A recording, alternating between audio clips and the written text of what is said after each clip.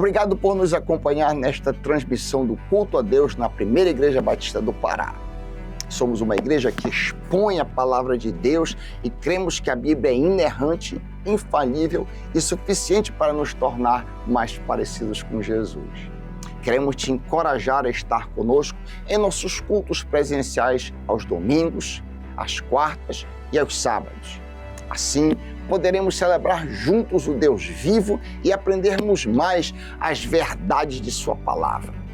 Se você tomou alguma decisão, entre em contato conosco através do nosso site e das redes sociais. Queremos orar por você e ajudá-lo na sua caminhada com Cristo. Que Deus te abençoe copiosamente em nome de Jesus. Amém. Quando você pensa em Páscoa, qual é a primeira coisa que vem à sua mente? Qual é a primeira imagem? Coelhos e ovos de Páscoa?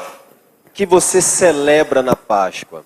O que você comemora? Você celebra os grandes, caros e deliciosos ovos de chocolate? Infelizmente, queridos, a Páscoa, a mais importante data do calendário cristão, também tem se tornado uma data meramente comercial, para se explorar comercial e economicamente. Com coelhos e ovos como símbolo de vida, renovação, fertilidade, mas que não tem nenhuma conexão com a realidade. Afinal, você concorda comigo, coelhos não botam ovos, muito menos de chocolate. Então isso é completamente fora da realidade. Mas se eu lhe falasse que existe uma notícia muito mais real e cheia de vida que coelhos que botam ovos de chocolate e muito mais deliciosa, muito mais preciosa do que 1000 barras de chocolate crocante. Diga-se de passagem, esse é o meu preferido. Se eu te dissesse que existe uma notícia como essa, nós temos aqui em apenas 11 palavras, em João capítulo 1, verso 29, em apenas 11 palavras, um testemunho mais completo a respeito da Páscoa do que 11.000 horas de musical e teatro poderiam fazer. Nós temos aqui em João 1:29 esse poderoso testemunho que eu quero ler com vocês brevemente. Diz assim: no dia seguinte viu João a Jesus, João Batista aqui no caso, que vinha para ele e disse: eis o Cordeiro de Deus que tira o pecado do mundo. Primeiro observemos aqui nesse versículo o verdadeiro símbolo da Páscoa. João menciona o Cordeiro de Deus, não o Coelho de Deus. João Batista usa a figura de um cordeiro que era bastante familiar para os judeus naquele mundo antigo. Abraão menciona que Deus menciona um cordeiro lá no Antigo Testamento, em Gênesis capítulo 22, um cordeiro que Deus proveria como sacrifício no lugar do seu filho Isaque. Um cordeiro foi usado como sacrifício durante a Páscoa judaica no Antigo Testamento. Lá em Êxodo 12 nós temos o registro disso. Um cordeiro foi levado ao matadouro, segundo as profecias do Antigo Testamento. Isaías capítulo 53, cito de passagem aqui. Um cordeiro era imolado diariamente nos sacrifícios de Israel. Em Levítico 14 você vê isso, por exemplo. Então a figura de um cordeiro aqui, que João Batista usa, é de um sacrifício. Não apenas um cordeiro manso e gentil, mas um cordeiro sacrificial, de acordo com aquilo que as profecias do Antigo Testamento apontavam. E a grande notícia, queridos, que João Batista está pronunciando aqui, é que Jesus Cristo é um sacrifício de Deus. Jesus é o sacrifício verdadeiro que Deus haveria de prover. Jesus é o sacrifício verdadeiro para o qual os sacrifícios realizados no templo apontavam. Jesus é o sacrifício verdadeiro sobre o qual Isaías, 700 anos antes de Jesus, profetizou que seria levado ao matadouro. Jesus é o verdadeiro sacrifício pascal, lá de Êxodo capítulo 12, que Deus prometeu enviar ao mundo desde a eternidade. Agora, em que sentido Jesus é um sacrifício de Deus? João diz que Jesus é um sacrifício de Deus, no sentido de que ele tira o pecado do mundo. Foi o que nós lemos aqui. Em outras palavras, João está dizendo que Jesus é um salvador. Em que sentido Jesus é um salvador? Primeiro, Jesus é um salvador do pecado. Jesus ele não veio ao mundo para ser um conquistador político, como os judeus queriam. Jesus não veio ao mundo como mais um filósofo grego. Jesus não veio como professor de moralidade e ética. Jesus não era um mero homem. Jesus não era nem mesmo o dos mais elevados homens, meramente. Jesus veio para salvar pecadores. Jesus veio para resgatar e salvar o que se havia perdido. Ele veio fazer o que nem a ciência, a tecnologia, a filosofia e todo o dinheiro do mundo poderia fazer, tirar o pecado. Essa foi a obra que Jesus veio fazer. João nos apresenta um nome peculiar. E agora João nos diz a obra singular que Jesus veio realizar. Segundo, Jesus é um salvador completo. Jesus é um salvador do pecado, e ele é um salvador completo. Jesus não apenas perdoa o pecado. Jesus não apenas tira uns pecados. Jesus tira o pecado. Tira o problema fundamental da humanidade. Terceiro, Jesus é um salvador poderoso. Jesus salva toda a humanidade. E eu não estou dizendo, querido, que Jesus salva cada pessoa especificamente, cada pessoa humana. Não é isso que eu estou dizendo.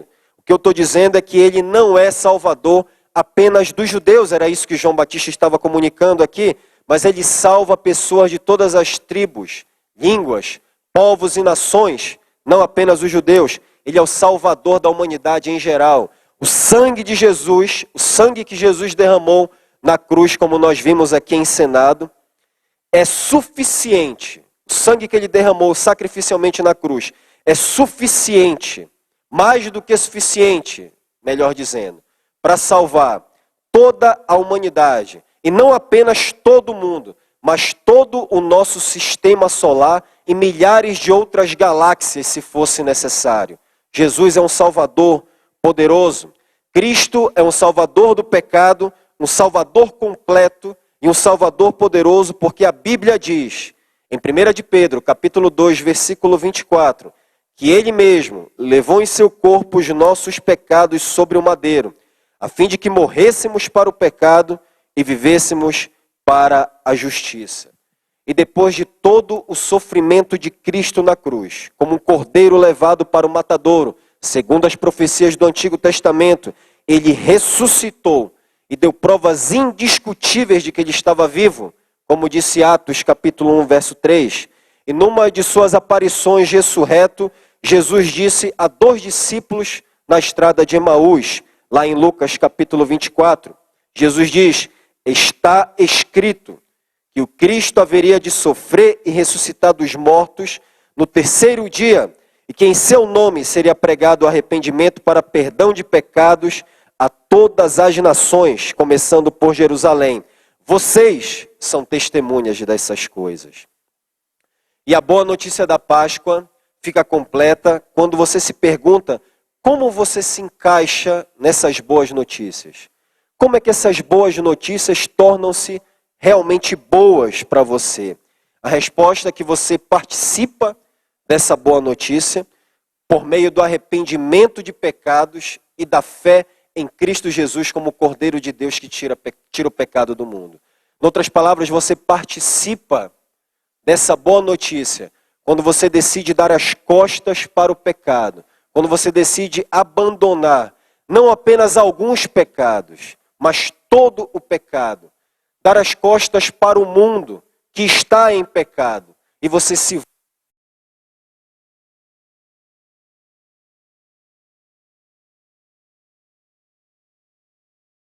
confia que ele veio fazer essa obra e que só ele poderia realizá-la. É assim que você participa dessa boa notícia.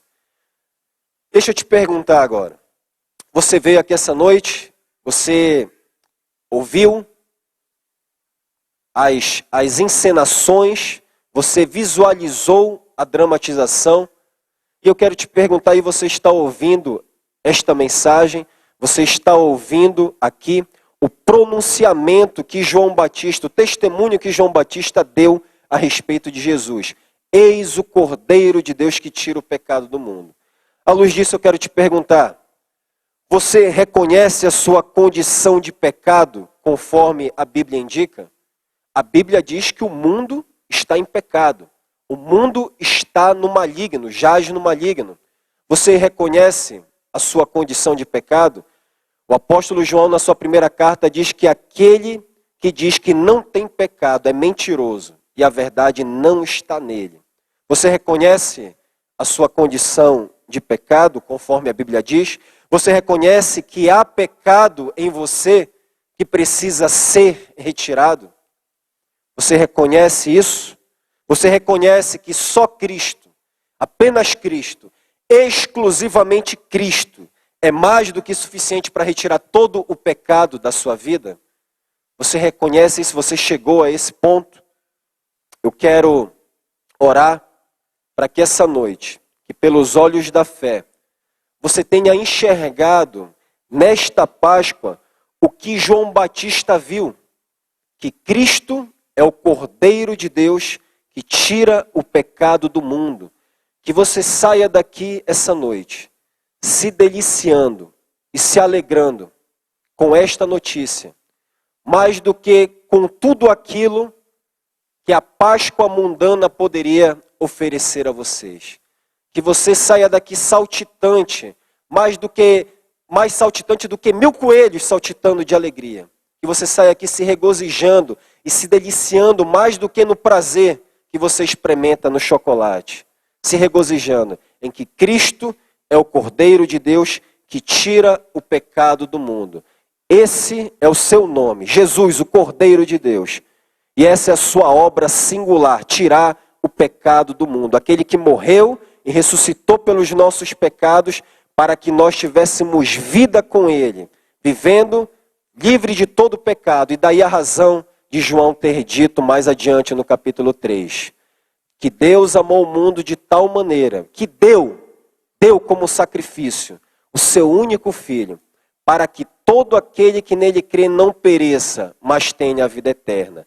Jesus Cristo é um salvador do pecado, um salvador completo e um salvador poderoso, mas apenas daqueles que se arrependem dos seus pecados e colocam a sua confiança unicamente nele. É o seu caso?